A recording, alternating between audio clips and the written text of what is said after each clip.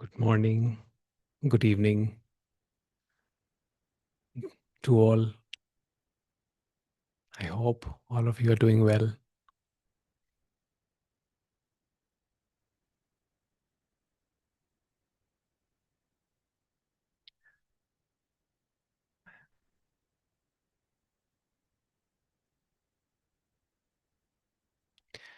I remember the time when I was searching for answers,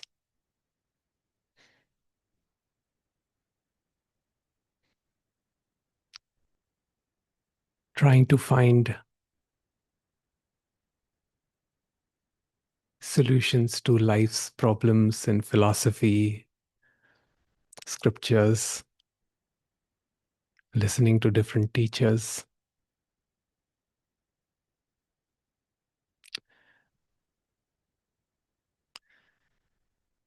And I used to think,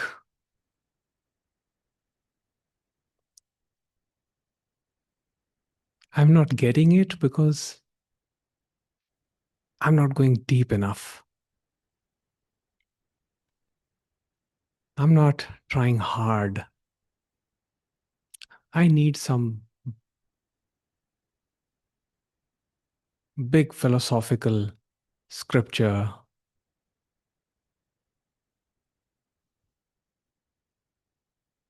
that very few can understand. And if I crack that code, then it'll be clear to me what the teachers are talking about. What is this peace that they're talking about?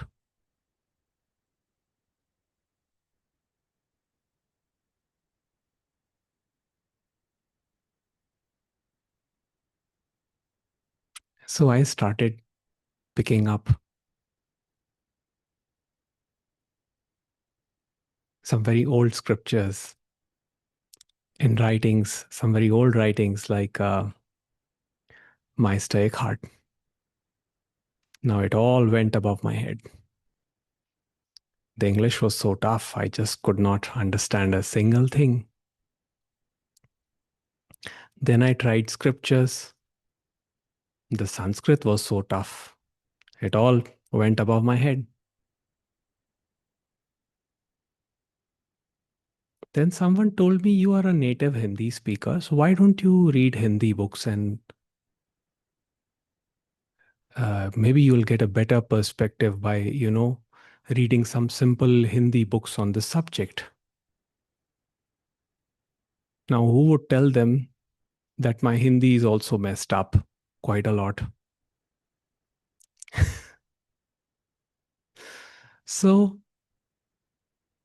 I decided to just stick to English.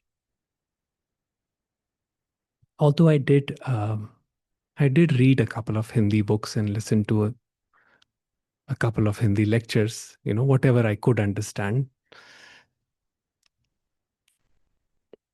But then something wonderful happened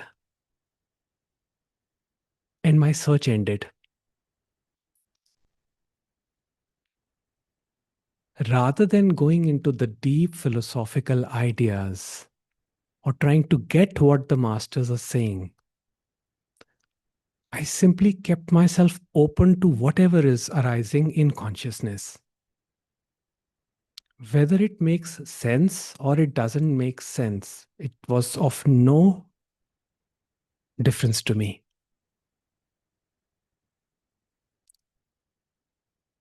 There was this insight which said that if something is meant to enter your being, it will happen. And if something is not meant to enter your being as of now, just leave it, let it be. And I would just listen without repeating, without trying to listen to it again. I would just listen.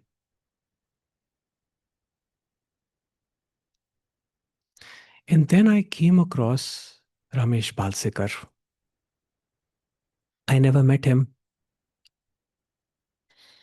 But first 20 minutes with him, my mind was razor sharp, fixed.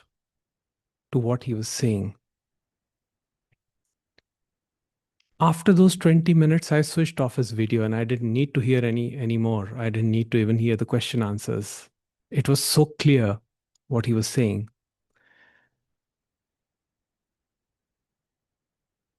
And for the first time, I noticed that I wasn't putting effort.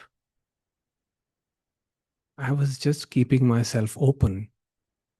And I had not done that. I had not done that in my relationships.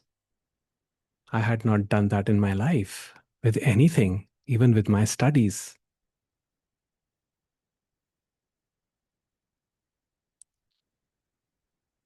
This simplicity struck me,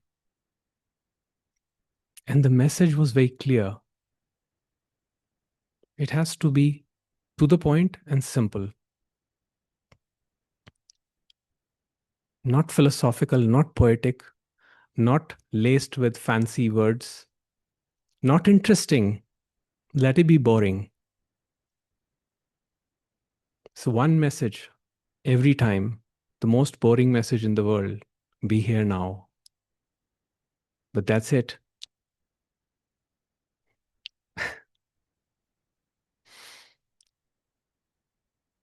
But it's so amazing, this phenomenality, is that we can listen to it a million times and not get it.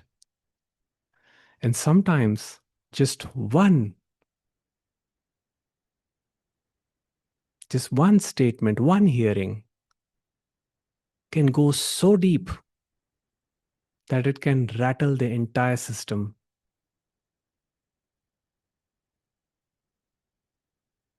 That's what happened through Ramesh Balsekar's teachings. And it opened gateway to teachings of the other masters, which made perfect sense. And what was fascinating and beautiful was that even when these masters were disagreeing with each other, they were all saying the same thing. To me, there was no confusion between what Yuji Krishnamurti and what Jittu Krishnamurti were saying. They said the same thing.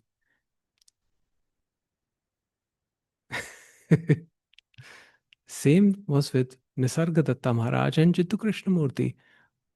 If you read the book I Am That, I find so many similarities. Same as what Jittu Krishnamurti, same as what Ramana Maharishi was also saying. I heard the phrase, all there is consciousness, from three masters: Sri Ramana Maharishi, Bhagwan, Nisargadatta Maharaj, and Ramesh Balsekar.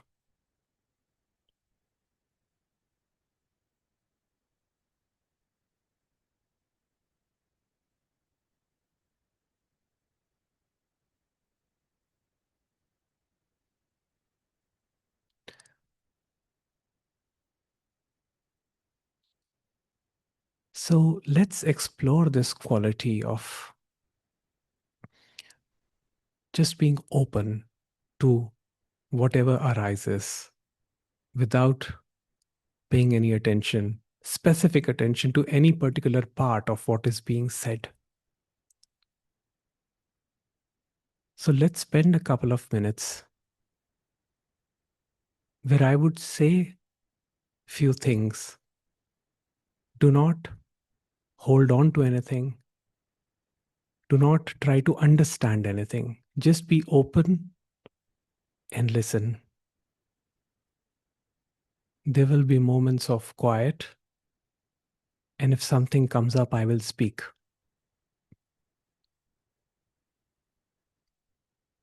Allow for whatever arises and whatever happens. You can keep your eyes open or closed as you wish. Although it would be better to close the eyes so that more attention can be paid to the words. Make sure you're relaxed.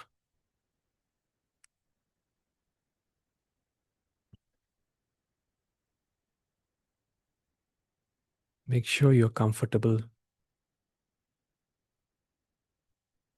If you feel tense in any part of the body, let that let that tension ease. Let's begin with, let's begin with a few deep breaths.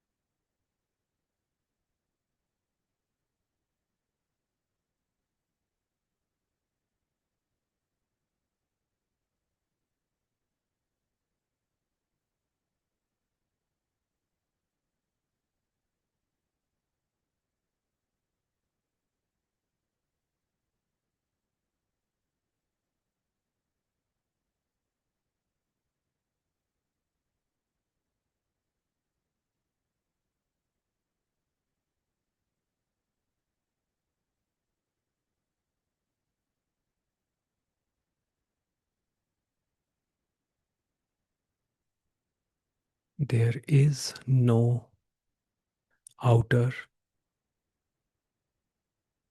or inner.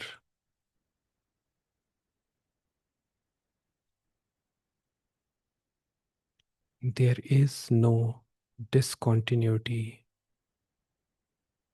between the perceived inner and perceived outer. There is only pure perception.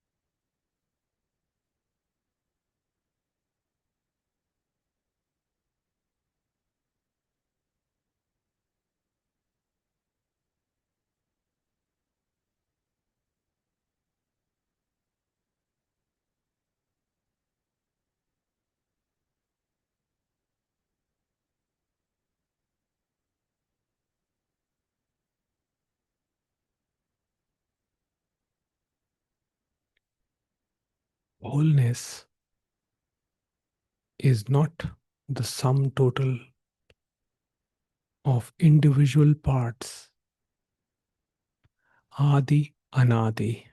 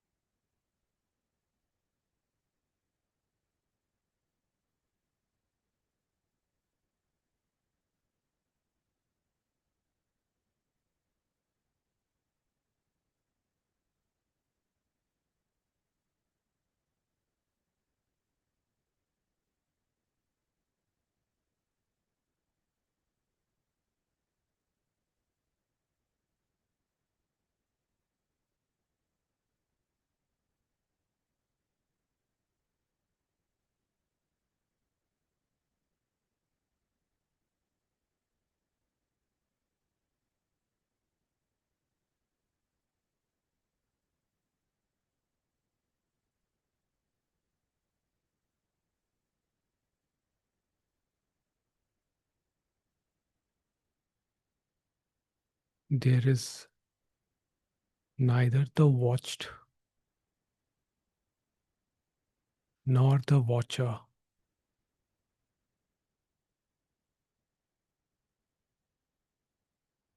There is neither the being nor the non being.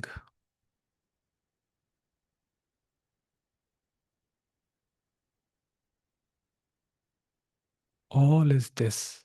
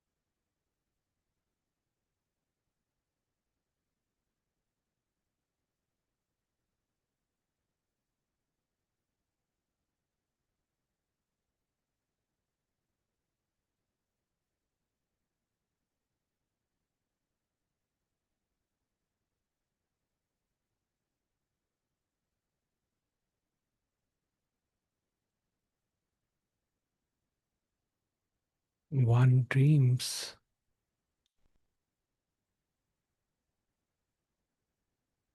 and becomes many in the dream.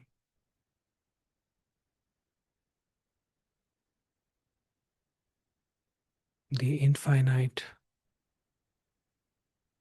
unlimited, appears as finite.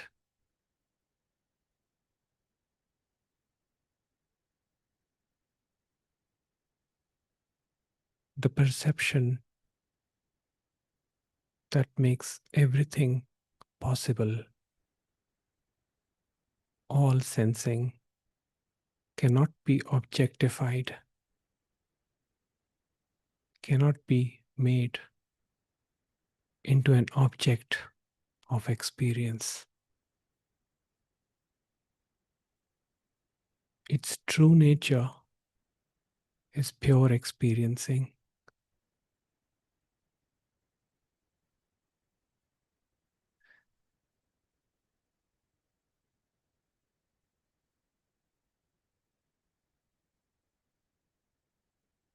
And your existence is the proof of infinity.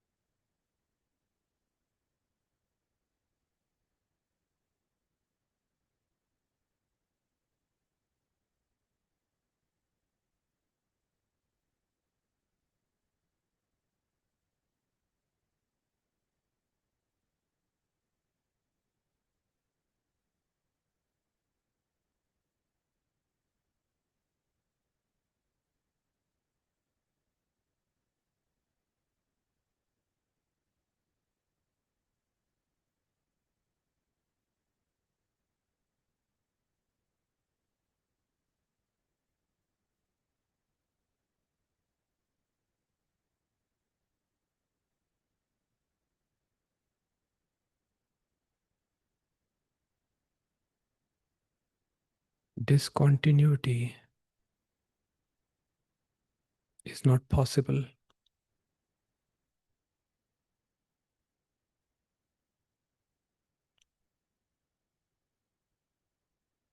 In breath and out breath are not two.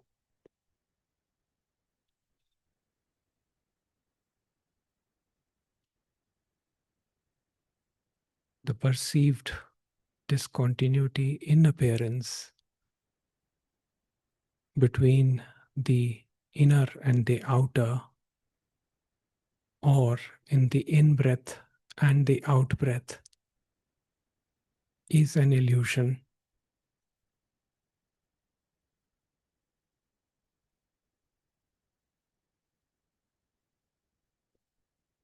There was never a time when you did not exist. Existence was always there.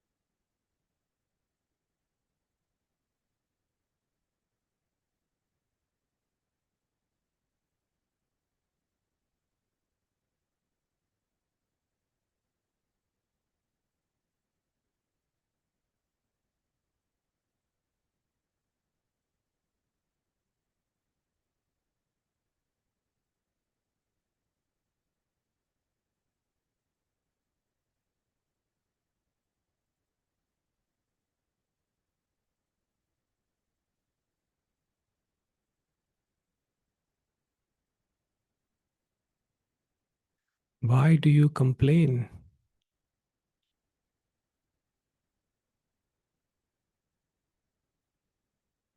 Where are the problems?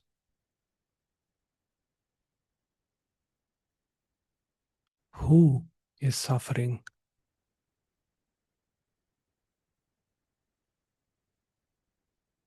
You are the one who wrote this play. You are the one who's directing it. You are the one who's acting in it. And you are the one watching it.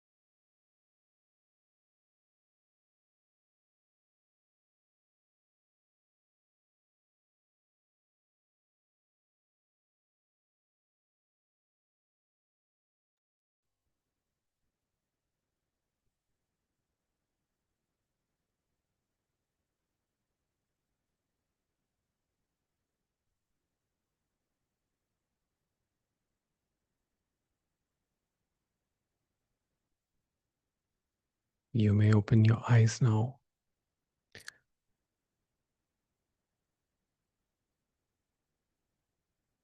Please feel free to ask anything or share anything if you'd like. You can raise your hand and I will unmute you.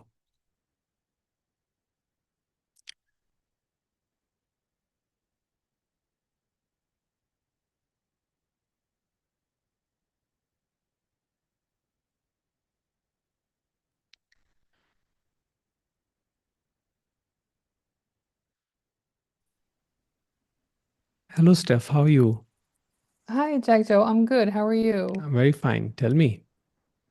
So I have two questions. And Okay. one, by no coincidence, did you start off with talking about boring? Because that was going to be one of my questions. Yeah. How to deal with the boredom? Because I feel like all my desires, my passions, my hobbies have all fallen away. Yeah. And I'm left with not a whole lot. And it's really boring. Yeah. Exactly. So that boredom is a huge pointer. It's a huge pointer to stay with that, to understand what it is pointing to is the whole thing. Because the thing is, mind is used to patterns, mind is used to doing. So when that time comes when the mind gives up the control, boredom shows up. And boredom is nothing but mind's just another trick to fall back into the old patterns. So, I'm getting bored. All right, let me read something, eat something, or do something. And it's okay. I mean, it's not like you have to set the whole day and just stay with it as such, but see what it is doing. And if you look deep into it, you will find that it is pointing to a place of peace. And you will experience that peace in moments initially. And it's a very neutral feeling, it's a very light feeling. Because boredom is, again, it says do something, because the mind is used to doing. Why am I wasting my time? I could be doing something. That's the pattern we have in our life.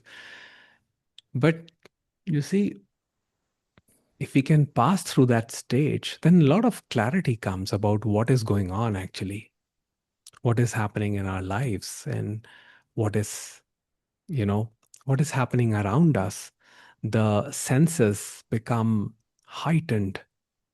You will see everything will seem new to you because now mind is not superimposing any concept on anything. It is just moving in one particular direction. So embrace the boredom, I would say, and let it be there if it is there. Okay, I'll try my best. Who's gonna try? What? Let it happen. Let it happen. Okay, Yes. okay. And Yeah. then can I ask a second question? Yes, of course. Okay. With this awakening or understanding the truth that comes through us, are we like a chosen one that this is happening to, or does this happen to everybody and some people resist the awakening? Because I'm finding that I'm having a really hard time explaining to people what I'm going through, and they have no clue what I'm going through. So, and I mean, I've heard you say many times that we don't choose to be, like we're not making it happen. So, how does it happen to some and not to all, or does it happen to all and we just don't know it? You know, seeking happens to all. That's something I know. But awakening, as we describe it as a concept here, awakening happens to few, which is true. And Ramesh Balsekar had his concept on this, and his concept was that, you know, when Source sees that everybody is sleepy, it decides to open a few spots somewhere. So, you know, just to restore some balance. Now, again, on what basis does the awareness choose or decide is something we cannot know through our finite intellect and mind. All we can know is that something happens where it is understood that this interconnected link of opposites cannot be broken. So every pain comes attached, every pleasure comes attached with pain. That is understood.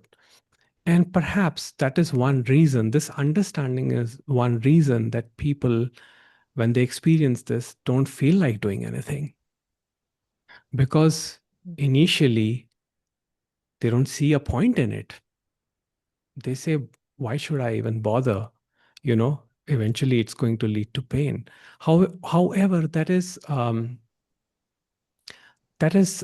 again an initial thing which happens. But as mind gets more and more settled and it accepts this polarity between the two, again, that since the thinking mind has subsided, the creative mind comes up, and we take up something or the other comes out, and it's generally very beautiful.